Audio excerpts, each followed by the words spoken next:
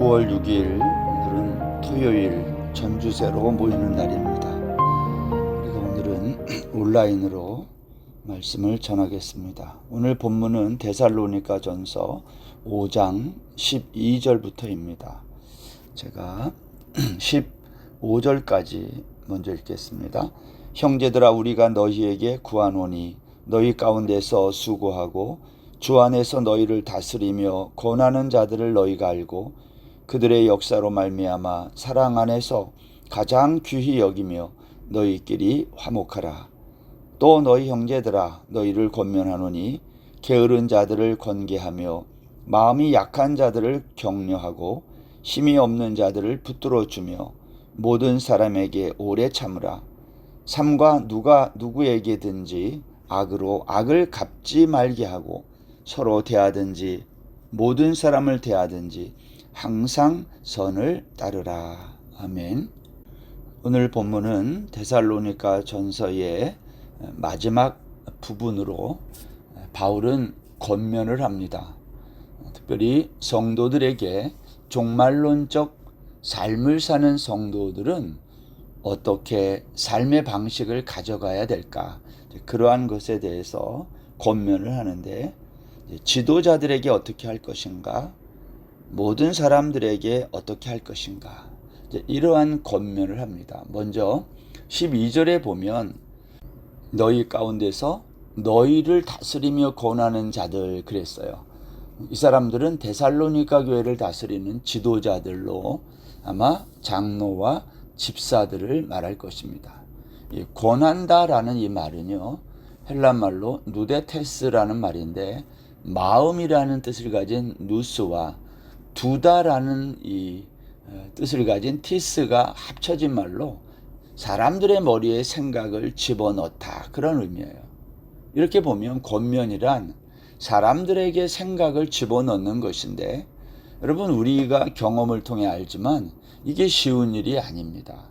내가 가지고 있던 기존의 생각에다가 다른 생각을 집어넣으려고 하면 사람들은 기존에 자신이 가지고 있는 생각 그리고 새로 들어온 생각 사이에서 갈등하게 됩니다. 이때 새로운 생각을 받아들이려면 필요한 게 있는데요, 그것은 그 생각의 출처입니다. 다른 말로 하면 그 생각이 기존의 나의 생각보다 더 권위가 있는 생각인가 아닌가 하는 거죠. 권면은요, 권위 있는 사람이 할 때 권면이 되는 겁니다. 권위가 없는 사람이 하면 사람들이 그 말을 받아들이지 않거든요. 예를 들어서 권면하는데 나이가 너무 어린 사람이 권면을 하면 그 받아들이기가 어렵습니다. 또는 그 분야의 전문가가 있는데 전문가가 아닌 사람이 권면해도 사람들이 그걸 잘 받아들이지 못해요. 왜냐? 권위가 없다고 생각하는 거거든요. 똑같은 이야기를 누가 하느냐에 따라 사람들이 받아들이기도 하고 그렇지 않기도 한다는 겁니다. 그러니까 권위가 있는 사람이 하느냐 아니냐에 달려있다. 여러분, 태국과 같은 이 사회는 관료주의적인 그 사회라고 볼 수 있거든요. 그래서 이 태국 사회는 자리가 곧 권위입니다. 사람이 아무리 실력이 있고 괜찮아도 자리가 없는 사람의 말은 권위가 없어요. 태국에 살면서 우리가 제복을 입은 사람들을 종종 봅니다. 관공서의 공무원들, 은행이나 행정을 담당하는 사람들은 예외 없이 제복을 입습니다. 왜냐? 권위가 그 자리에서 제복에서 나오기 때문입니다. 여러분, 우리들도 우리 태국 한인교회 올 때 제일 먼저 만나는 사람이 누구입니까? 여기에 제복을 입고 근무하는 경비들입니다. 제가 언젠가도 말씀을 드렸는데 태국에서는요, 제복 입은 사람의 말은 곧 법적 효력이 있다. 그 사람들의 말을 무시하면 안 된다. 경비라고 우습게 알고 함부로 대하면 어려움을 당할 수 있다는 겁니다. 왜냐? 제복이라는 자리가 권위이기 때문입니다. 그렇다면 여러분, 성경은 권면하는 이 자들의 권위가 어디에서 나온다고 말할까요? 오늘 여기 12절 중간에 보면 너희 가운데서 수고하고 그런 말이 나와요. 데살로니가 교회를 다스리고 권면하는 사람들이 누구냐? 너희 가운데서 수고하는 사람이라는 겁니다. 그래서 교회 안에서 참으로 수고하고 애쓰는 그 사람에게 권위가 있다는 거죠. 여기 수고한다는 이 말 속에는요, 약하지만 수고한다, 그런 의미가 있어요. 여러분, 데살로니가 교회 공동체를 세우기 위해서 일하는 지도자들은요, 힘이 세고 강한 자들이 아니라 약했다는 거예요. 그러나 그들은 약한 가운데서 수고했다는 거죠. 권면하는 자들이 힘이 있는 자들이 아니라는 겁니다. 그들 역시 한없이 약한 자들이었다라는 겁니다. 사도 바울도 늘 자신의 연약한 육신이 늘 문제였어요. 그래서 자기의 육체의 가시가 떠나기를 위해 주님께 3번이나 간구했다, 그렇게 성경이 말하지 않습니까? 고린도후서 12장 9절에 보면 나에게 이르시기를 내 은혜가 내게 족하도다.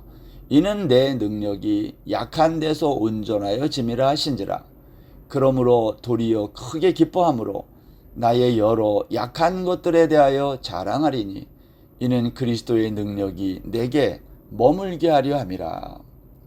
바울의 기도에 대한 주님의 응답은 너의 약한 육체로 인하여 근심하지 말라는 거예요. 오히려 너의 그 약한 육체로 인해 나의 능력이 너에게 머물게 된다고 주님이 말씀하고 있습니다.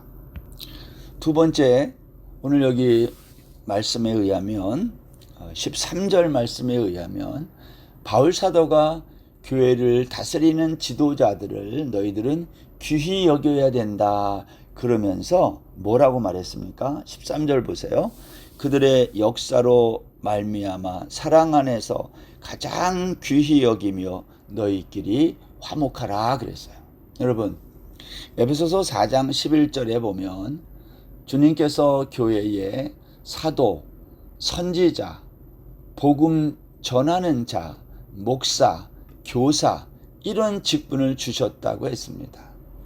교회에 이런 직분자를 주신 이유가 성도를 온전케 하여 결국은 그리스도의 몸을 세우는 데 있다는 겁니다. 여러분, 에베소서 4장 11절에 열거된 이 직분을 다 합치면 뭐가 되냐면 오늘날 목사를 두고 하는 말이에요. 다시 말하면 목사가 뭐냐?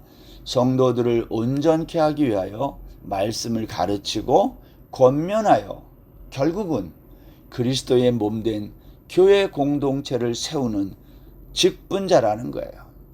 바울 사도는 이런 직분을 맡은 목사들을, 그러한 자들을 가장 귀히 여기라는 겁니다. 왜냐? 목사는 성도를 온전케 하는 말씀을 위탁받은 자들이기 때문입니다. 여러분, 출애굽기 25장 31절 이하에 보면 등잔대를 만드는 방법이 나옵니다. 등잔대는 빛이 없는 성소를 밝히는 기구로 잠시라도 불이 꺼지지 않기 위해서 신경 쓰고 조심해야 하는 기구입니다. 등잔대는 원줄기가 가운데 있고 양쪽으로 3가지가 나와 모두 7개의 등잔이 불을 밝히도록 되어 있습니다. 사용하는 기름은 감나무로 짠 순수한 기름입니다.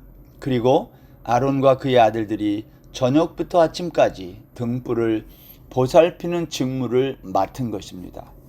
등잔대를 만드는 내용에 주목하게 되는 것은 등잔대를 순금으로 만드는데 밑판과 줄기와 잔과 꽃받침, 꽃을 한 덩어리로 연결하는 겁니다. 여러분, 세상은 어둡습니다. 영적으로 보면 어두워요. 이 어두운 세상을 비추는 사명이 성도에게 있습니다. 너희는 세상의 빛이니 라고 주님이 말씀했습니다. 그렇다면 7개의 등잔에서 성소 안을 밝히는 등불이 꺼지지 않도록 계속해서 순결한 감람유가 공급되어야 하는데 만일 등잔대에 연결되지 않고 끊기거나 막힌다면 빛은 꺼지고 말 것입니다. 7개의 등잔 위에서 불이 꺼지지 않고 계속 환하게 밝히기 위해서는 줄기에서 잔까지의 연결 장치가 늘 관리되어야 하는 겁니다. 성소 안을 밝히는 등잔대를 어두운 세상을 밝히는 성도의 삶으로 적용하면 어떤 이야기가 될까요? 성도들이 계속해서 세상을 향하여 환한 불빛을 밝히기 위해 줄기 되신 예수 그리스도로부터 순결한 감람류가 계속 공급되어야 할 것입니다. 줄기와 잔 사이를 연결하는 가지의 역할이 바로 말씀을 전하는 목사들의 역할이라는 것이죠. 아무리 줄기에 순결한 감람류가 준비되어 있고 잔이 7개씩 준비되어 있어도 연결하는 통로가 없다면 등잔대는 그 기능을 다할 수 없을 것입니다. 교회 공동체에서 목사의 역할이 중요한 것은 바로 성도들이 세상에 나가 빛의 사명을 다하는 삶을 살도록 말씀에 힘을 공급하기 때문이라는 것입니다. 14절 말씀입니다. 또 형제들아 너희를 권면하노니 게으른 자들을 권계하며 마음이 약한 자들을 격려하고 힘이 없는 자들을 붙들어주며 모든 사람에게 오래 참으라 그랬어요. 여러분, 이것은 목사와 성도 사이 또는 성도와 성도 사이의 관계를 말하는 겁니다.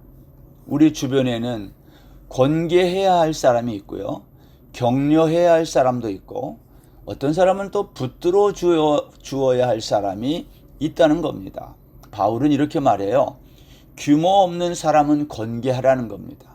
우리 현대인의 성경에 보면 이 규모 없는 사람을 어떻게 번역했냐면 제멋대로 사는 사람 이렇게 번역했어요. 제멋대로 사는 사람. 규모 없다는 말은 군대의 대열에서 이탈한 낙오된 병사를 말합니다. 여러분, 권계라는 것은 무질서하고 제멋대로 사는 사람인데요, 이 사람들에게는 워닝, 경고하라는 것입니다. 또 마음이 약한 자들이 있어요. 낙심한 자들. 이들은 힘이 없는 자들인데 영적으로 무기력한 자들이에요. 그래서 이들은 죄의 유혹에 쉽게 넘어지는 사람들인데 이 사람들은 붙들어 줘야 된다고 바울은 말하고 있는 겁니다. 저는 그 중에서도 그 다음에 말한 붙들어 주며, 그리고 뭐라고 했냐면 모든 사람에게 오래 참으라, 그런 말이 있어요. 저는 이 오래 참으라는 말이 참 마음에 와닿는데요. 여러분, 모든 사람에게 오래 참는 것처럼 어려운 게 없습니다. 세상에 얼마나 다양한 사람들이 있습니까? 그 다양한 사람들에게 오래도록 참는다는 거. 여러분, 바울은 종말론적 삶을 살아가는 저와 여러분들, 그리스도인들에게 우리가 모든 사람을 대해서 오래 참을 것을 권면하고 있어요. 오래 참다가 악으로 악을 갚지 말도록 서로 대하든지 모든 사람을 항상 선을 따를 수 있는 그러한 사람이 되라고 오늘 바울은 권면하고 있습니다. 사랑하는 성도 여러분, 오늘 하루를 지낼 때에도 나에게 영의 양식을 공급해주는 지도자들에 대해서 내가 그들을 어떻게 대해야 될까, 가장 귀히 여기고 있는가를 생각해보고, 또 우리 주변에 같은 성도들, 형제들을 바라보며 어떤 사람은 게으르기 때문에 권계가 필요한 사람이 있고요, 어떤 사람들은 마음이 약하기 때문에 격려가 필요한 사람이 있고, 어떤 사람은 힘이 없기 때문에 붙들어줘야 되는 사람이 있고, 우리가 이 모든 사람들을 오랫동안 참고 그들과 하나님의 몸된 공동체를 만들어가는 것, 이것이 종말을 살아가는 성도의 생활 방식이라는 겁니다. 바울 사도가 오늘 데살로니가 교회 성도들에게 권면한 이 이야기들을 마음에 간직하고 오늘 하루도 승리하는 저와 여러분 다 되시기를 바랍니다. 기도하겠습니다. 하나님 아버지, 종말을 맞이한 우리들의 삶 속에 우리가 지도자들은 어떻게 대해야 되는지, 또 게으른 자는 어떻게 대해야 되는지, 마음이 약한 자들은 어떻게 해야 되고 힘이 없는 자들은 어떻게 해야 되는지, 우리가 이 모든 사람에게 어떻게 하면 오래 참을 수 있는지 생각하고 묵상하는 귀한 하루 되게 하여 주옵소서. 오늘 하루도 온전히 주께 의지하며 예수님의 이름으로 기도드립니다. 아멘.